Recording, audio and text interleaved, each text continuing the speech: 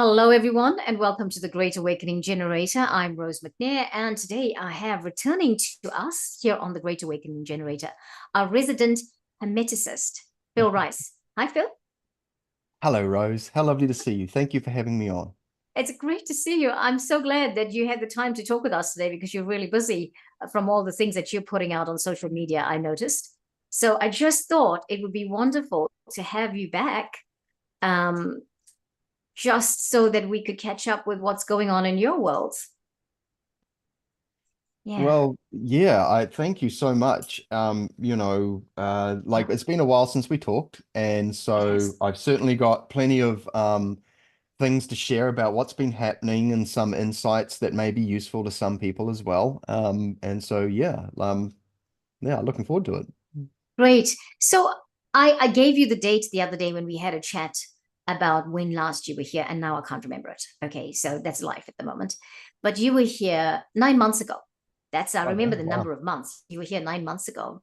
And 9 months ago, we were like what, February, March, not March, not February, sorry. We were like, or maybe, I don't know. I can't count, can you tell? The accountant who can't count.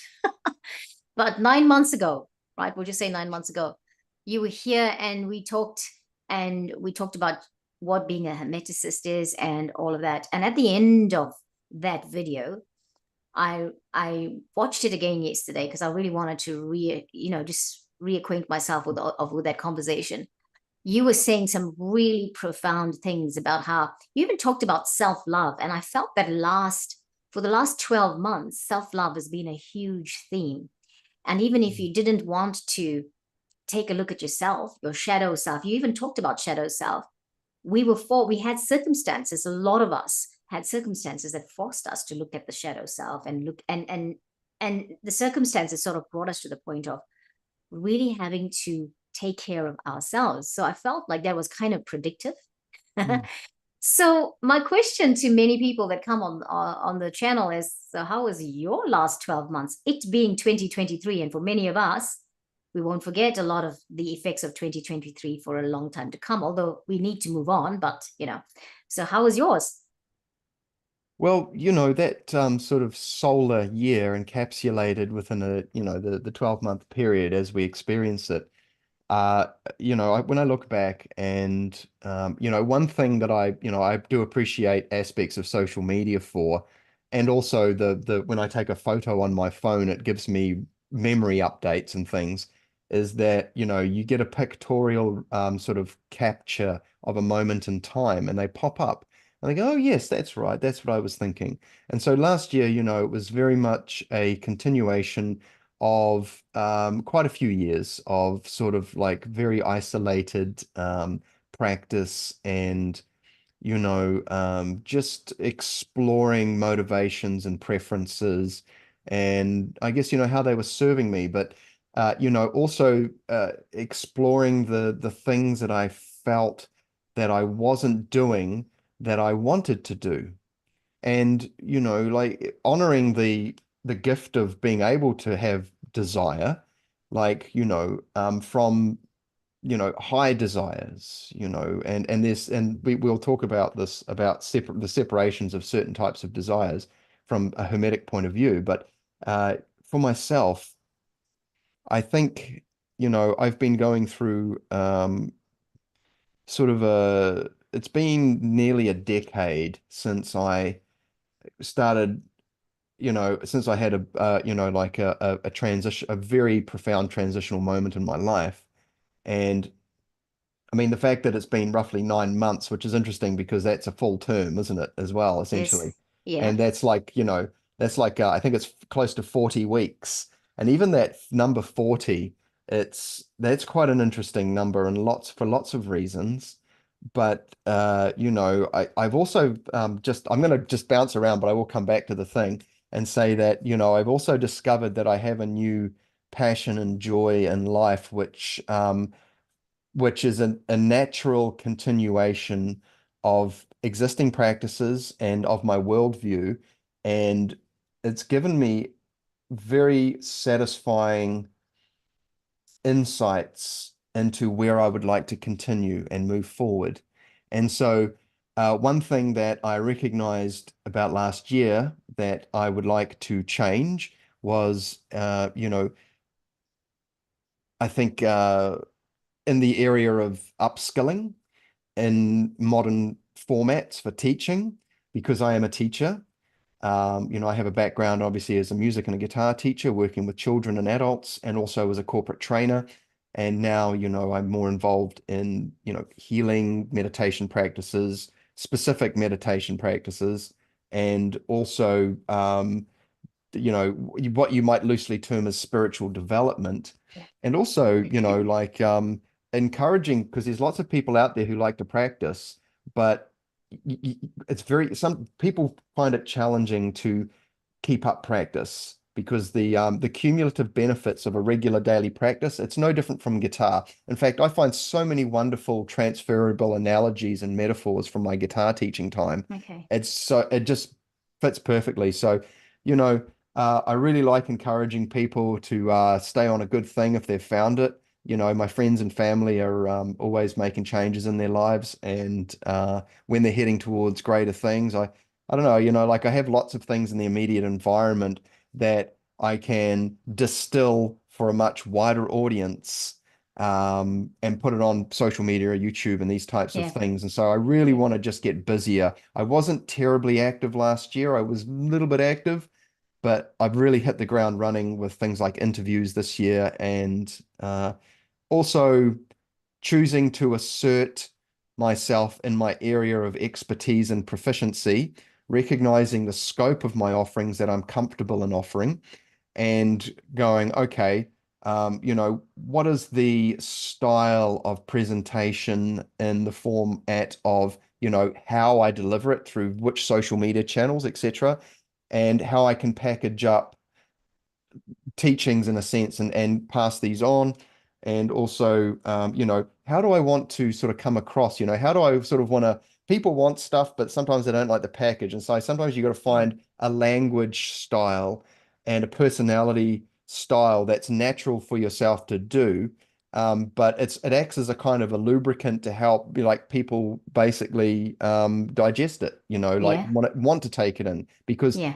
two people can say the same thing, but you might not like one of them because of the way, their body language or their gestalt of how they deliver it, etc. Yeah. So yeah, I've really been looking at things like that. Another area that I got into last year was learning about story writing and world building and character development, Okay. because pop culture is such an influential sort of aspect of society. And I've been working with a game developer who's making a game, who's a very, very high performing, elite performing in this particular digital sort of like area.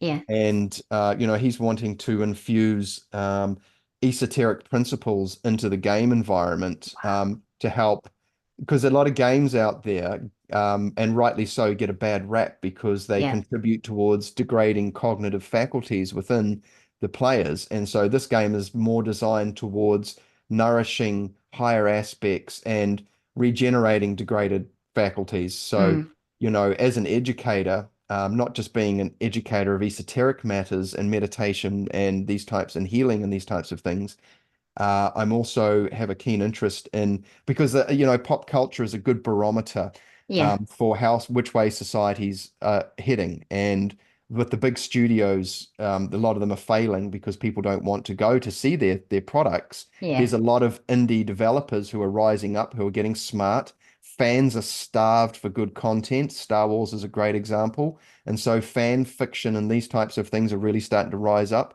And people are, there's a reason why we have myths and stories in society, to give us higher ideals to aspire to and these types of things, and to have Yes. relatable sorts of things. So Mm. yeah, so that's a lot of what's been going on. So a big focus this year for me is honing my storytelling craft, my uh, technology mediums, and also refining my practice even more. And that's including the services that I offer, whether they're treatments or instruction or Mm.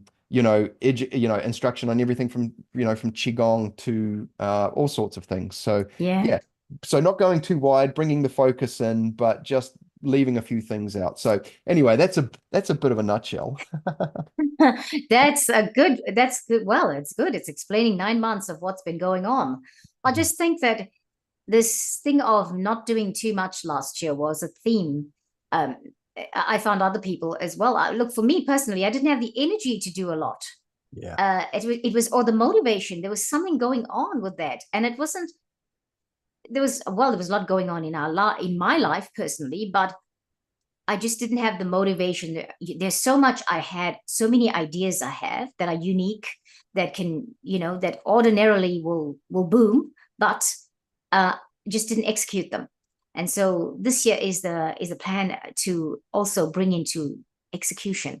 Not maybe that's not the best word, but to actually do what I put my ideas into action, and I think you're right. It's about saying, oh, there's all these things, so many things I can do, but what is it that I'm going to own in on and focus on, and go with that.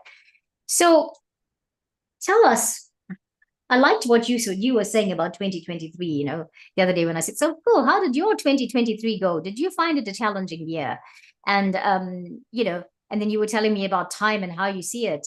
And I thought, oh, it'd be great for you to share that with everybody else, because a lot of people are looking at 2023 as, oh, I'm so glad I've seen the back end of that, or what a horrible year. And I know people that had an amazing year, but I know more people that didn't have an amazing year. So what is your opinion on it?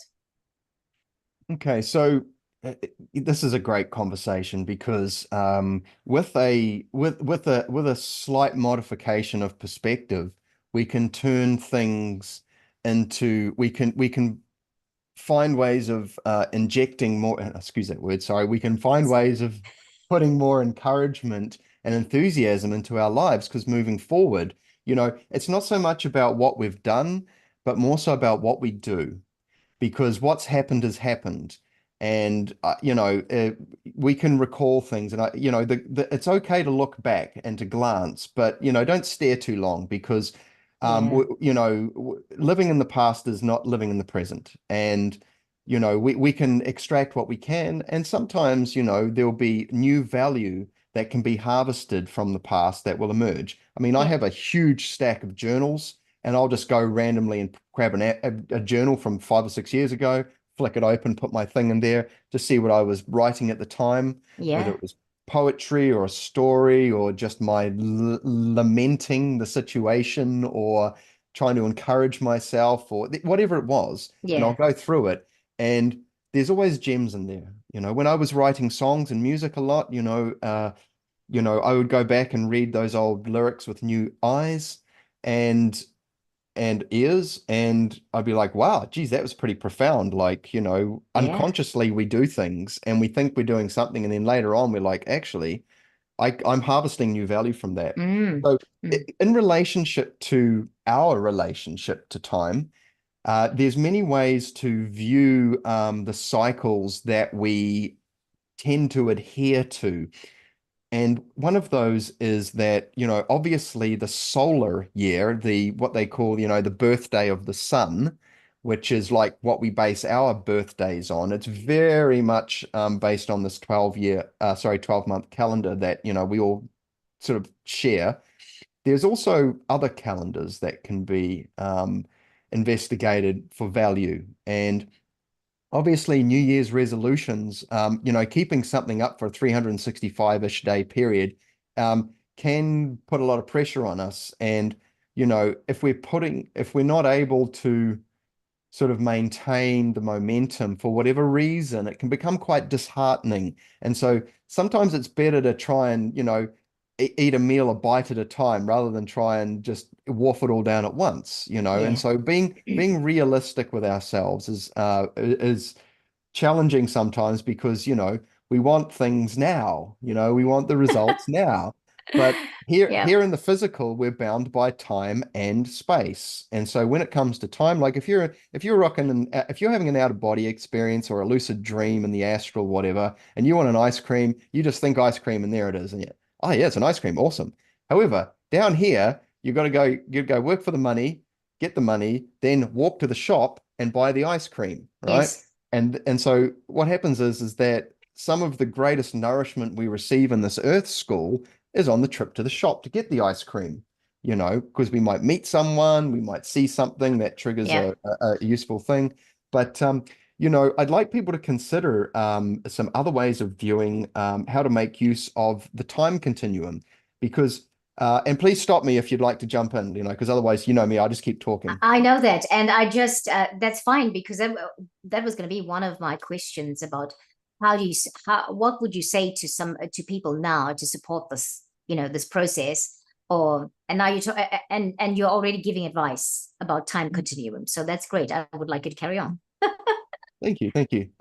So, like there's lots of ways of slicing and dicing up time to take advantage of it so that we can maximize and optimize our life and enhance our lives for the benefit of ourselves and as a natural byproduct for those around us. Yeah. Because I think a lot of people like who are probably listening right now or going to watch this cast a bit later, for the most part, they're people of service. They want to shine brightly and share good vibes out there, Yeah. because harmony is a good thing, baby. That's where all the creativity happens in a lot of cases.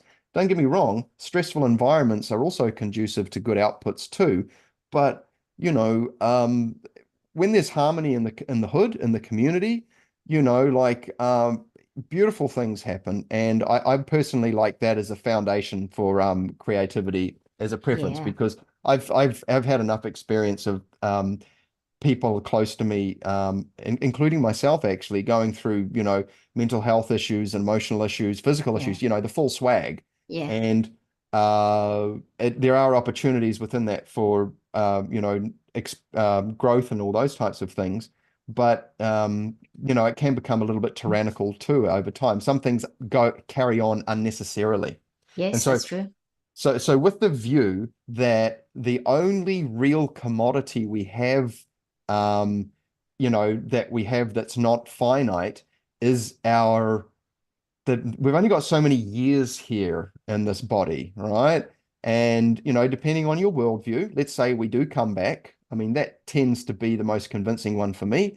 It's like, well, we know that generally when we come back, we get a clean slate and we start again. And there's good reason and logic behind that. Yeah.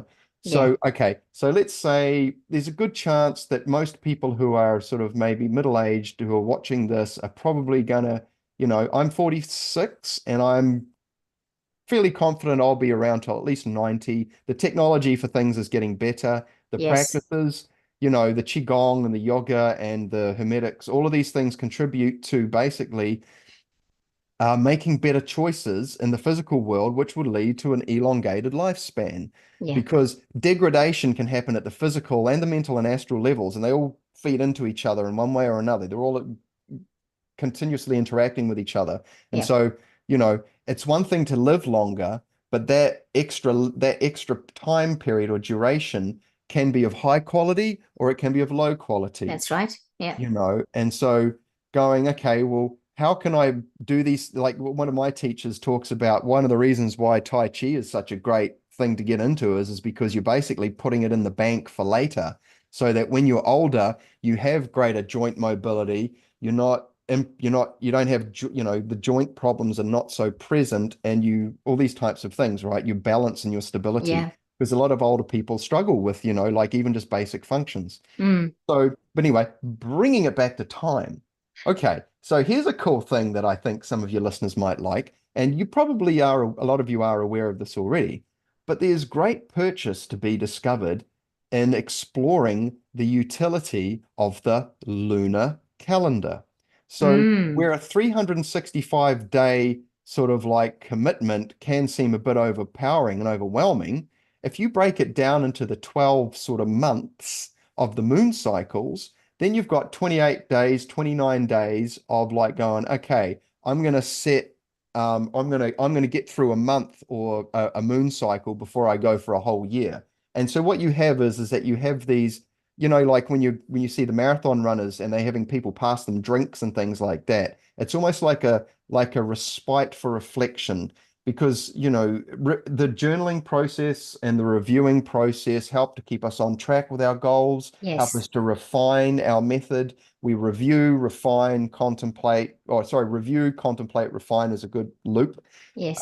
But the moon cycles are really fun to play with because they're very noticeable, especially if you're a meditator or just generally an empathic person. You really feel the change. Absolutely. Absolutely. Yeah. And so, when it's a new moon versus a full moon versus a first quarter or a last quarter, we make some journaling notes and, just simple things. And the moon, is in the sort of schools of thought that I find most agreeable generally relate to what we would refer to as the astral body, the Yeah. emotional body.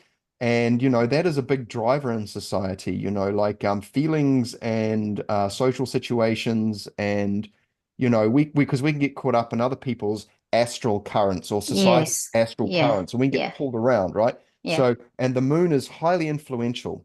Many people would probably agree if I said things like, they talk about lunacy, and that's related to the word lunar, Yeah. okay? Yeah. And people get moonstruck. And also, when there's a full moon, obviously lots of werewolves, but also, I've read plenty of stories about police departments having to put on extra staff, Yes. Yes.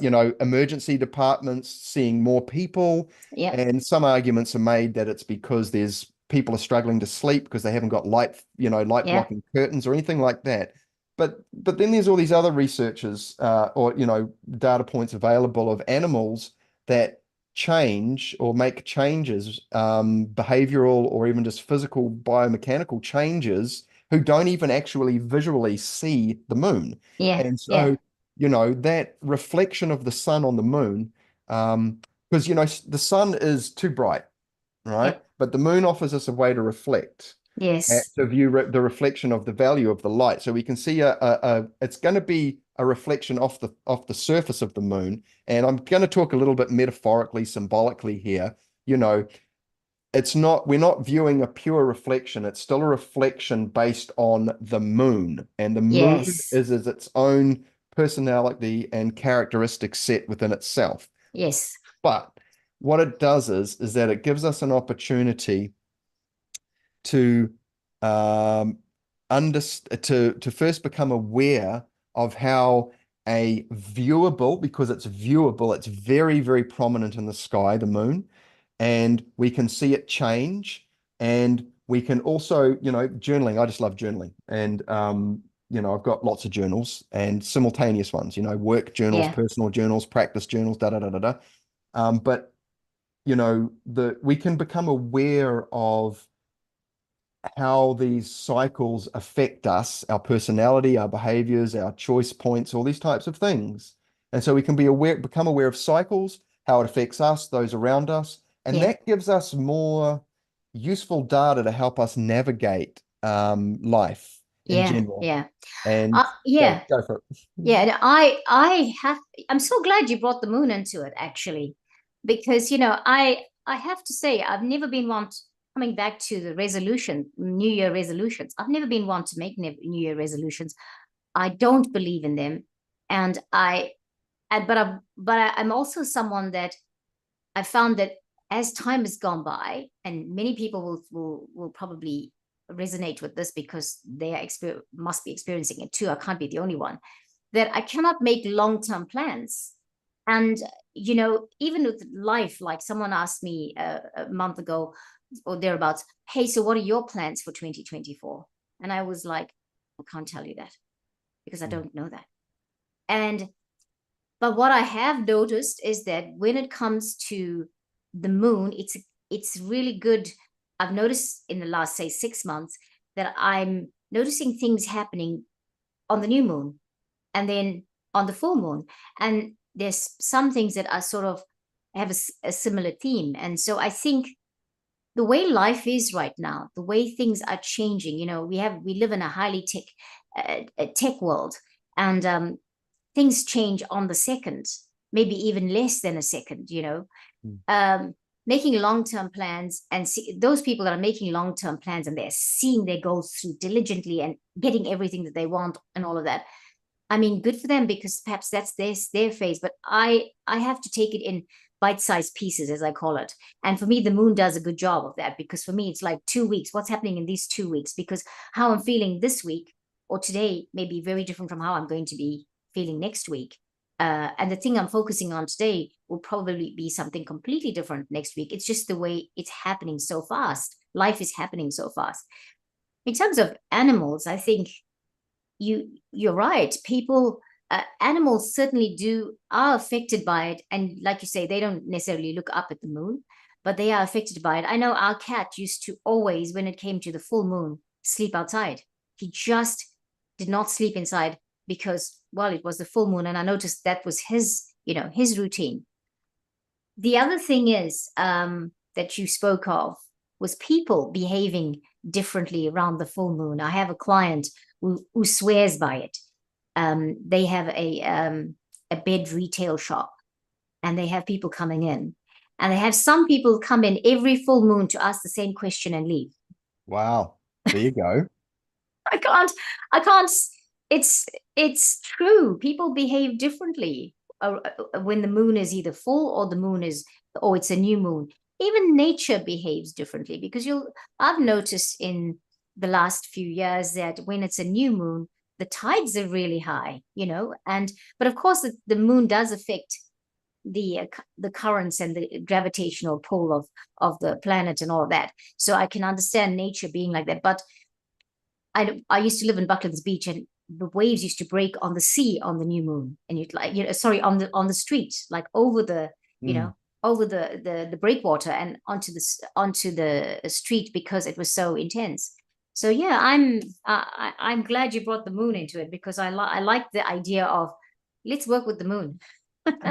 Let's call things according to that rather. You know that beautiful, yeah. And so I've got I reckon we could spend just a little bit of time on this because in regards to New Year's resolution, another name for that might be goal setting. But you're Yeah, basically setting yourself up for something that you might not really be up for at that moment. But like I said, small bites rather than trying to eat the whole meal at once. Like some things just naturally take time. You have to be realistic with it, right? So people, if you look at the most popular types of resolutions that people, and I think a lot of people nowadays don't do New Year's resolutions because they just, there's nothing worse than setting yourself up for a failure or a loss or a defeat. It's not very yeah, encouraging. And so yeah, I think it brings in a realism because we've all got goals. Like even throughout the day, we know that we've got to get this done. And one thing that exploring, this astrologers talk about, don't make plans and don't do things during, say, Mercury retrograde, obviously, and also don't make hard, fast decisions, leading up to a full moon and these types of things. And what it does is that if we come to recognize what we can personally relate to in regards to sort of the cycles of the celestial bodies, in this case the moon, we can plan around that because sometimes, you know, as resilient as we'd like to think we are against, external influences, hey, look, let's just be real about it, man. Like sometimes, even though we might be a brick wall in a storm, there's still a wear that happens and bricks can get knocked off and all this type of thing, just to use a bit of what you mentioned before. But and also, when it comes to goal setting, there's different personality types too, and people are going to approach us differently. And not everyone, I mean, any kind of blanket approach to goal setting can be, like I said, we want to avoid being disheartened. We want to be encouraged. And one of those things is to, we want success milestones and success markers and, small successes, what do they say? The short game fuels the long game. yeah, And so let's say you've got a big goal and you can't get it done by tomorrow, and it's probably going to be, just for lack of a better, just for argument's sake, it's maybe 12 months away. Okay. yeah, But what you do is that, you have the general thing of a holiday or a new skill or a new car or whatever it is, if it's a money-based thing or if it's like a personal development thing or a relationship thing, whatever, and you go, well, you know, you know, you create these little micro goals, right? And then it's like, oh, hang on, this sounds like too much hard work. And it's like, well, I mean, if you think about it, right, you create these little micro bridges towards the thing that you want. And some things are more obvious than others. And as you move towards it, the thing that you're heading towards can actually change somewhat. So I encourage people to think about like there's a big road ahead, right? And at the end of the road, there's a big globular thingy floating in midair, and that's the general compass point. That's your north. Okay. Yeah. I know it's this way. I know it's that thing. I have a pretty good idea of what that thing is, what it entails and all that. But as you move towards it and you take left turns and right turns and you see it slightly from different angles and you go to the top of the hill and you see it look down on it a little bit, then you go down the valley and you look, you get new perspectives as you move closer to it and it starts to become more refined. There's changes that happen and it becomes a lot more fun of a process in my view, I and so, like it.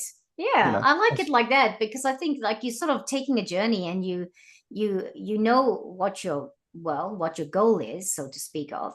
I'm hearing when you're saying that I'm hearing have an intention. Maybe it's an intention you have, for a not want of another word, but you're also exploring, you are open to learning new things about it, going with the flow and actually enjoying yourself whilst you actually reach that intention or that goal, so it's meant to be fun, not stressful, because I think when you say I'm making a new year resolution, or I've got this goal and I've given myself this amount of time and I've got to do this, and if I'm not doing that, then I'm not on track, or if I feel like I'm not on track, then I'm stressing out about that. And that's not how it's supposed to be. It's supposed to be nice and enjoyable, enjoy the journey, not just the destination.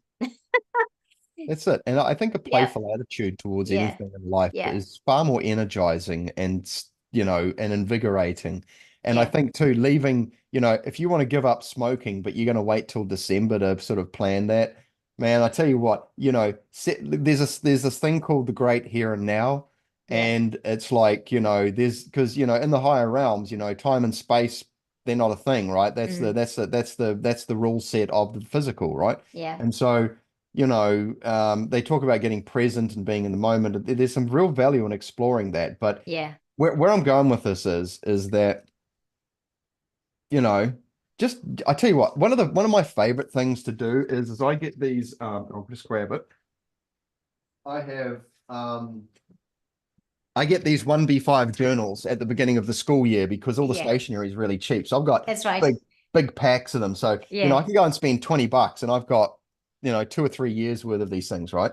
And this year I've called my first journal, I've referred to it as this is just me fleshing things out of my head Yeah. and working on my writing skills at the same time. I'm doing a bunch of things at once, but I'm looking for free flow information. I've Mm. actually changed my handwriting style. Now I write in capital letters in a Okay. short way. And I find, rather than trying to write cursive or any of these types of things, I've just found I can get more good stuff out faster. And so I'm Okay. always exploring my mediums and methods of expression and how I can refine them because the shorter the distance between this thing and the action at the other end, it's like typing on a keyboard is very fast, but there's a relationship between how the information comes out that's different to using pencil and book or pen and book. Oh, I agree.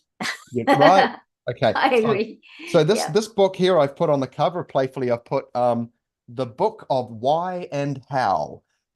Why am I doing something and how am I going to do it? And that goes Ah, into everything.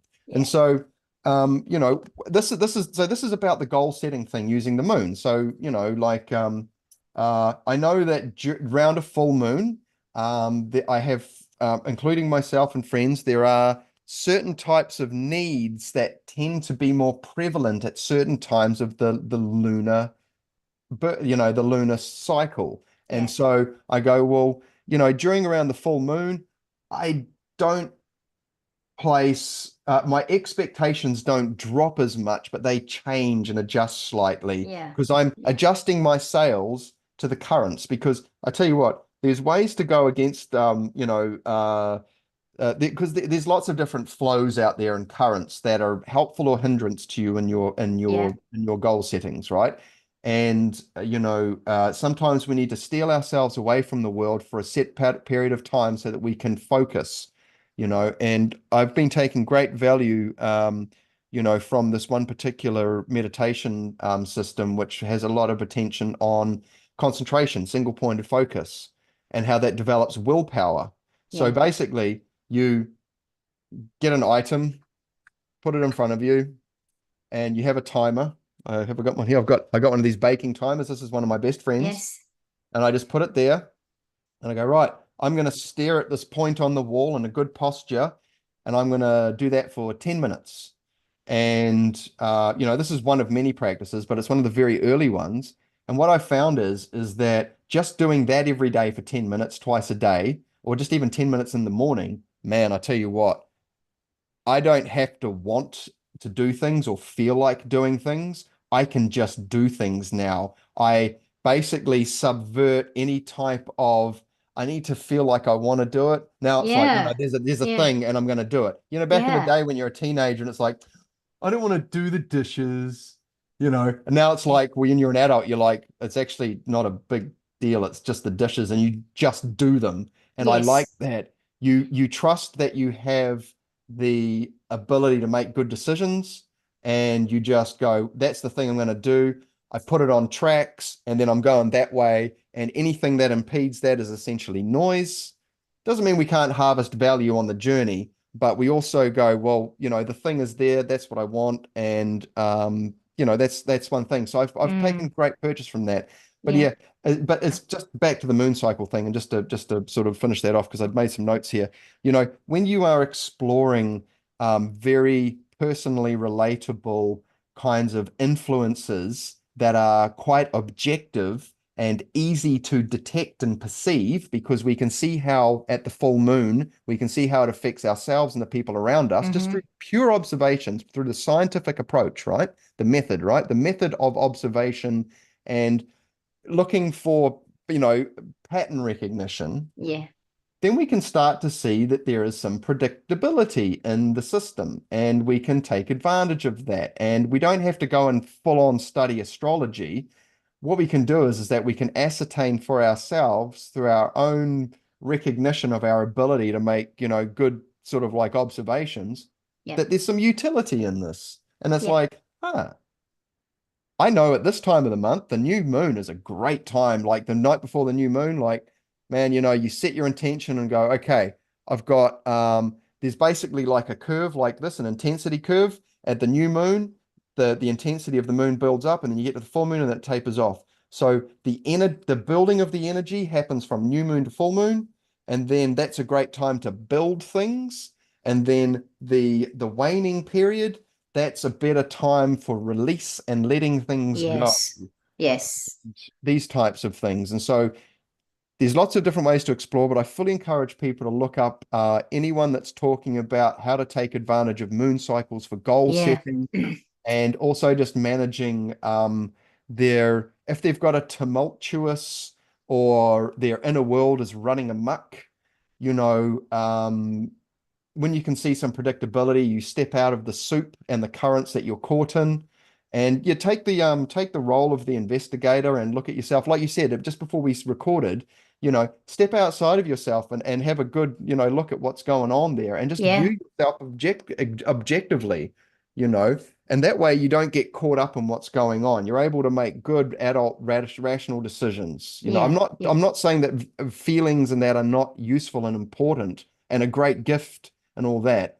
But we know sometimes when we're caught up in things that are just not helpful and not Mm. serving us. Mm. So, Yeah, I have to say that coming back to the journaling, I'll come back to making a comment about what you've just said, but coming back to the journaling, I do journaling myself. I don't do it as diligently as you do it because I'm just someone that I cannot do repetitive things every day, and yeah, processes and all of that is just something that I don't do. It's just something I can't fit into. So, but anyway, I'm not saying you are, but I'm just meaning like I'm not disciplined enough to keep going back and doing that practice. That's the best way I can put it on to say. And I wish I was more like it, but I do write in my journal. Sometimes I won't write in my journal for 2 weeks, and then suddenly I sit down, I feel the mm, urge, and then I write, and I just go crazy writing. But I do love writing in journals, and I think it's a very good thing practice to have. And I do like going back and reading my journal, like you were talking about earlier. And I love highlighting, oh, yes, that happened. Yes, that happened. This did not happen. Oh my gosh, that hasn't happened yet. And I've written about it 500 times. But it's obviously not time yet, you know. But so I do love that. And I love that you're talking about this because I think it's such an important thing for us to be able to do. The other thing about the moon cycles, and by the way, I just, when I said, oh, enjoy the journey and, uh, you know, um, something about enjoy the journey because it's not just about arriving at the destination. The experience is not just about arriving at the destination.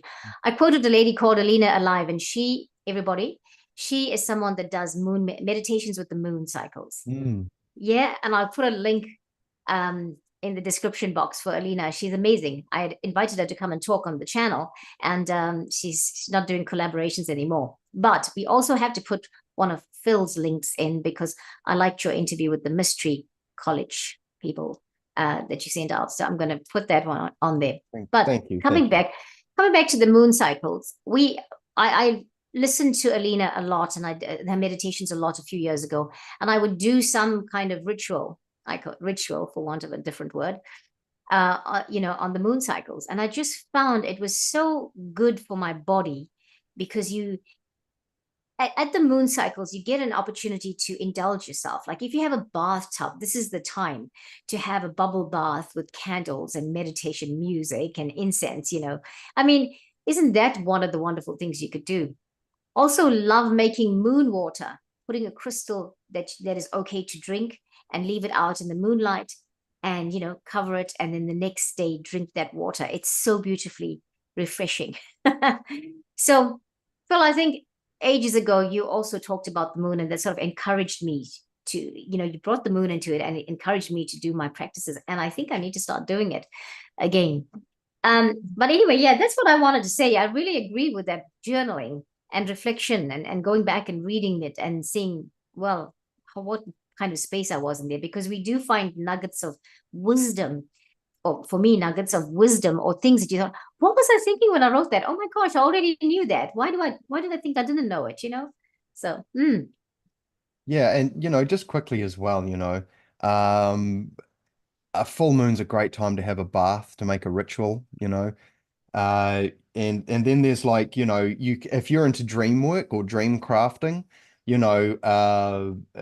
you can use moon cycles to initiate and incept and incubate, certain, let's say you want to pull information through, like you can set that up, even over a series of days. Sometimes it's a lot of pressure to put on yourself to have a like, on the morning of the full moon, I'm going to have an amazing dream.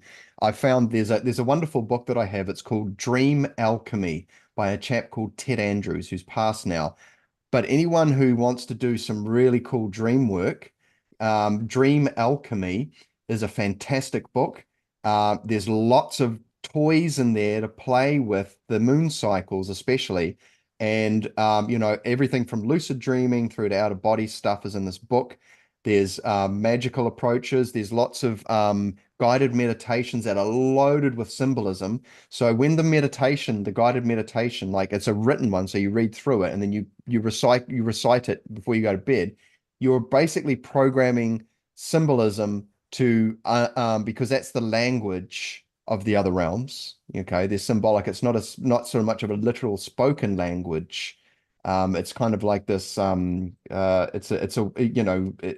is, it's a complex topic, and I'm still coming to understand it. But essentially, dream. Sometimes you have a dream and it's got all these weird symbols in it, and it's like, well, there's a way to unpack that, and there's different layers as well. But you read this book, you read through these beautiful, beautiful like think stories of how to like you just read it, and then you'll have these experiences because you're giving your dream poet some guidelines or a general frame of reference. And one thing I'm going to be doing at some point this year is coming up, well, releasing a type of a tarot-based dream crafting method for people. So if you're into tarot decks, right? especially there's one particular one, the most famous one, which is the Rider-Waite deck. Yeah. And it shows people doing things on the Minor Arcana card. It's very useful.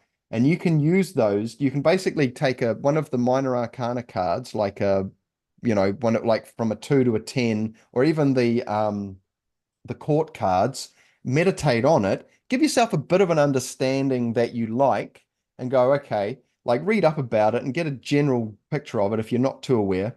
And then just sit and focus on that, put yourself in the card and go, okay, I want to have a dream about that references this card. And I tell you what, you will be surprised at Yeah. what comes back. And you might have to do it a few nights in a row, but I tell you what, like when you're looking for information or understanding, it gives it a frame of reference to push it through. It basically gives a language set and creates a bridge of understanding, like a handshake between two things.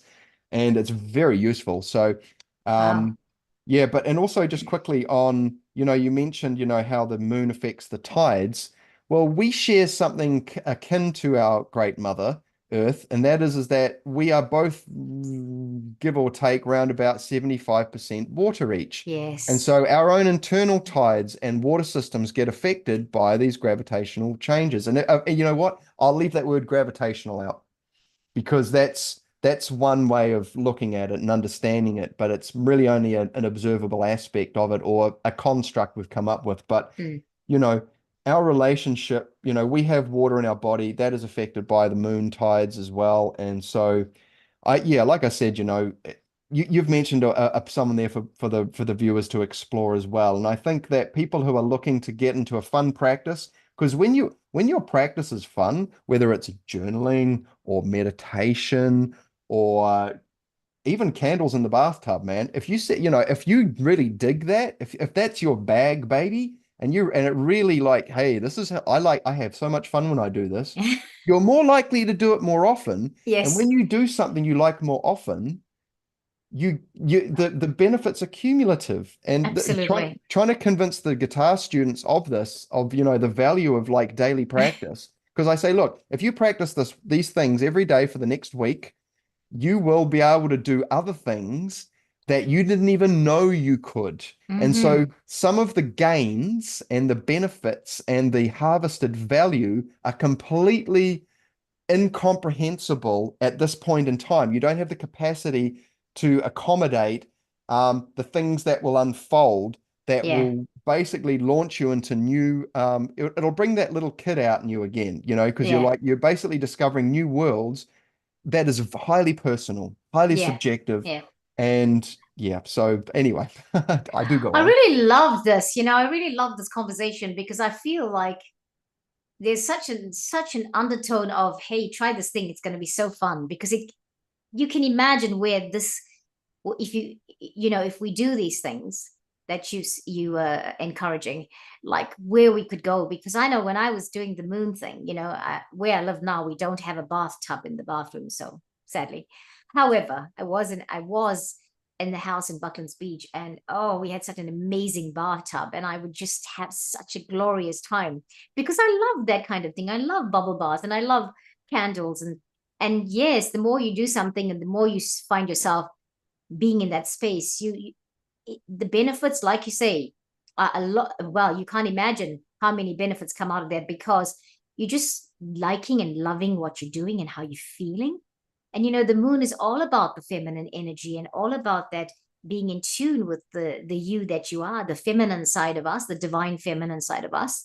So there's that the divine feminine side of us always seems to make you feel like I have a little secret. I have got this amazing thing. There's just that sweet secret stuff going on, and it's not that it's secret in a negative sense, but just that I'm so with it. I'm so my Zen point is just there, and I'm just all okay. I'm not saying the divine masculine doesn't have that. We have our divine masculine selves too, but I think we just need to have that divine feminine side of ourselves come up. The moon helps us do that, and it's that it balances out the sweetness that it brings balances out that masculine side of ourselves. I hope I said that okay. This is any kind of conversation that involves exploring polarities, or what we consider to be contrasting polarities. And the sun and the moon are great examples, and they've been used throughout history. The sun is, different cultures will ascribe the different genders to different luminaries, the planets and Yeah. such. In Japan, I believe the sun is feminine and the moon is Wow. masculine. So, these I've types of never things. heard that before. That's good to know. So what happens is that we associate different characteristics and attributes to these two things, right? And so like in Hermetics, generally we have these four elements. We have two that are male and two that are feminine, or two that are masculine, to be terminologically Yeah. basically correct. One is two are masculine and two are feminine, and there is generally a clean separation between the two, because the contrast is what helps us like develop understanding. It helps us to be concise and succinct about how we manage information and group Mm, information and categorize. But then yeah. again, it's also fun to go, okay, what if and I haven't got my tarot deck here, but there's one of my tarot decks does this beautifully, because if you look at the four court cards of the tarot deck, I've got a different tarot deck which illustrates this better, but essentially, every one of the elements has four sub-elements. Yeah. So, in the water element, which is obviously something we're talking a lot about now in regards to the moon, because the moon is obviously a very, very watery, it affects the water. So we'll just use that for Yes. example. But there is a fiery aspect to water, and there's an earth aspect to water, and then there's an air aspect to water, and then there's also a watery part of water. And so we have a spectrum within things, and we use, elements to sort of help us uh, to explore deeper granularity and new, um, I won't say components necessarily, but aspects. It helps us to analogize things, but just to do a quick recap, mate. On the moon thing. Hey guys, look, seriously, if you want a fun crack and practice to get into to start the year off, look, we're heading towards a new moon. I think it's in the next Next maybe. week or so. Yeah, so the Yeah. last quarter is on the 4th in a couple of days, and so then will be another sort of 7 or 8 days to the next one, Yeah. the next new moon. Start planning. If you like having, and this is like I said, a loose term, if you like having spiritual experiences and you want to nourish more of those kinds of things, for me, man, I love dreaming. I love lucid dreaming. When I have a lucid dream, man, I jump out of bed and I'm just so energized and excited. And then sometimes I feel like I've run a marathon and I wake up Yeah. completely exhausted. So, but you can find that certain times of the month are better for some things than others. And but if you want to get a fun practice going, dream work with the moon cycles, goal setting with the moon, just look at the areas of your life and go, I mean, you could even chuck this into the AI if you want to, if you need a hand, or if you could find books as well and go, what are the most common times for, you break your life up into some basic things like, when's the best time to set goals? New moon. What about, I want to go up smoking? Well, new moon, like these types of things. What's the bit, when I'm dreaming, or, what sort of practices, and, what about food choices? What about, why not theme your food for the full moon? When you start revolving your life around sort of like this one particular area, like the full moon is the one that steals all the limelight. And I mean, Definitely. that's a pun in itself, right? Yeah. But um, but the thing is that all aspects of the moon cycle are highly useful, highly valuable, and they're Mm, super fun, yeah. especially when you bring in the dream work, and if you like setting intentions, and also, you know, getting your cards out and your candles out, and manifesting, or just saying, hey, I'd like to have more synchronicities in my life. And the moon has a charge to it. It's fully charged at the peak of the full moon. And so Yes. you can basically get a back and forth, like a two-way sort of energy stream with the moon. And there's ways to bring qigong and body mechanics and meditations and all these things. If anything, just wax on funness. Find ways to make your moon stuff like. because the moon's so simple. If you leave out all the other planets and the sun and all that, and just go, you know what, I'm going to get moony, and and I'm And I'm balancing going up. to get loony. Yeah, yeah, yeah, yeah, absolutely. Always Sorry, here's I a could help myself. absolutely. One thing that I will say though is that in all ways, and this is just my opinion and my preference of suggestion is that to always be on the lookout for delusion, not like the stern school teacher, but just keep things in check. Like make sure you got your there's certain things that are just they're not worth going to. And when we get caught up in things and the hype of things, sometimes we can be a little bit flexible with our precepts or codes of conduct. And so, sometimes your judgment can be a little bit skewed when we're caught up in things. So, Yeah, as long as you've got those foundational sorts of values and principles in place, you're generally pretty sweet. But yeah. yeah, that moon, baby, have a good play with that because it's so much fun, and I can't recommend it enough. I love it. Thank you, Phil. Thank you so much. We're about to say goodbye to Phil now. And Phil, before you go, please tell us where people can, what you're offering at the moment in terms of to the collective as a, support, and where people can get a hold of you if they want into do, they're interested in doing anything, even learning about these tips that you were giving us about the moon, if they wanted to have a session with you, just even for things like that. So please tell us. Thank you, Rose. I appreciate this. So, my service offerings are generally, I'll just say this. Look, guys, I'm available for online one-to-one sessions.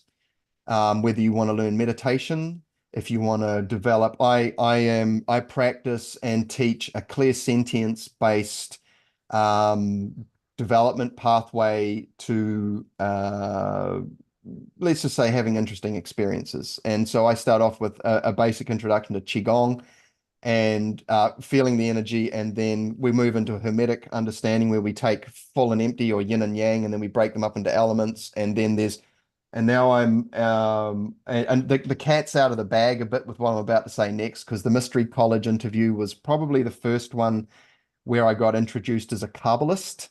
And that word Yes, I saw there, that.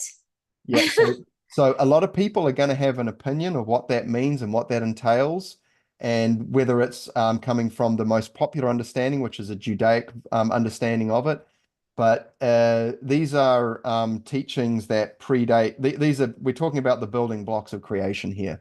If Yeah. I'm going to be talk about it very conservatively, and so essentially when you're dealing with vital energy, astral energy, mental energy, there's Akashic energy and light energy as a basic system of like metrics as a scale. Then you've got 27 new flavors of energies to play with in this particular system of Kabbalah that I practice and study in the Franz Barden tradition. But so I'm essentially offering very specific treatment sessions for people that go, and I won't use the word healing, but it's probably the easiest way to say it. But they're almost like calibrations for, they put it like this, it allows you to be much more specific about, like helping people to, there's a natural self-correct, there's a self-correcting nature to types of energies where can you realign with your what you might call your divine template or your there's a version of you that's much better, but the choice you're allowed to make crappy choices in life, Yeah. okay?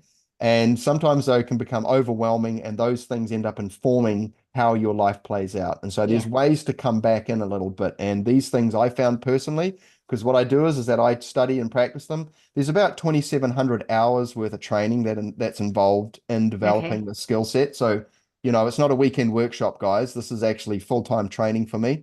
And so, people can take advantage of my personal practice, which I offer as a service offering as a natural extension of my practice and training, Yeah. which is really fun. It's actually more play. But yeah, you can reach out to me, and that's info@philrice.co.nz. And Rose, I know you can put that in the description if I you will put it in the description box, of course. I Yeah. also have a Facebook page, which is just a personal one, and I will probably drop a more business type page shortly. I have a Telegram group as well called, I think it's at Phil Rice Internal Arts. And I have a YouTube page as well, or a YouTube channel, which is just Phil Rice. And and I will give Rose these links to put in the description. And yeah, I'm basically going to, the goal is this year is just to start cranking out the content, encouraging people to keep practicing to get the benefits, because we're all feeding back into the big human family, the big collective cloud, the big Yeah. egregore, guys. And this is how we can, if we, each one of us individually has a level of potency of how we can affect the big collective conscious and the big collective unconscious. And so if we empower ourselves and refine ourselves, we can be our units of potency. Basically, if we're practices or if we're doing certain things, we can affect more change in the Yes. collective by Yeah. making ourselves, like I said, refinement and empowerment go hand in hand. Yeah. Yeah. Before we drive the Maserati, the Lamborghini, you don't give a teenager a BMW as their first car. So you learn how to drive, and you learn how to respect and acknowledge and understand the value of small steps, before you don't give a kid a flamethrower, these types of Yeah. analogies, etc. Yeah. So Yeah. yeah, so I love talking about this stuff. I offer treatments, one-on-one personal in-person treatments at a practitioner set of rooms in Central Howick in Auckland here in New Zealand. I do online sessions, and I have a Substack as well. Oh my gosh, I better make a list of things because I need to make a note of this. So I'll send these things through. I'm Great. very I'm very grateful to you, Rose, for creating this opportunity for me to share. And and I'm so thankful. It's a real pleasure and an honor. And thank you so much. That's it. Thank you so much. Thank you so much for those wonderful words, Phil. And it is our honor to have you here because you have been the brother who took the first step that I know of into on a journey that at a time when very few people understood what was happening. And you have Thank you you. have explored so many things on this journey and taught us a lot. So it's our honor to have you here. And so you're always welcome back. You know that. And so yeah, we're family. So there you go. So thank you everyone for watching us here on the Great Awakening Generator. And of course, we'll give you all the information in the description box that Phil has been talking about. And I am looking forward to catching up with all of you again. All right, until next time.